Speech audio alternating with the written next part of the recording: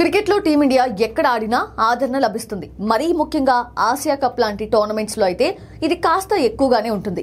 దానికి కారణం India Pakistan match. అవును, ఆసియా కప్ లో ఇరు జట్లు 3 సార్లు తలపడే ఛాన్స్ ఉంటుంది కాబట్టి టోర్నీ రసవత్తరంగా సాగుతుంది. అలాంటి ఆసియా కప్ 2025 సెప్టెంబర్లో నిర్వహించేలా ప్లాన్ చేస్తున్నారు. కానీ పెహల్గాం ఉగ్రదాడి తర్వాత ఇక ఈ జట్లు తలపడే ఛాన్స్లు మూసుకుపోయినట్టే అని భావించారు.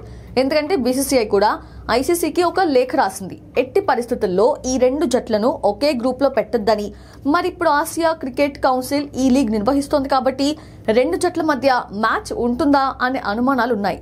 కొద్ది రోజుల క్రితం ఇండియా ఆసియా కప్ నుండి తప్పుకోనున్నట్లు వార్తలొచ్చాయి. కానీ ఇప్పుడు డేట్స్ ప్రకటించడంతో ఫ్యాన్స్ గందరగోళానికి గురవుతున్నారు.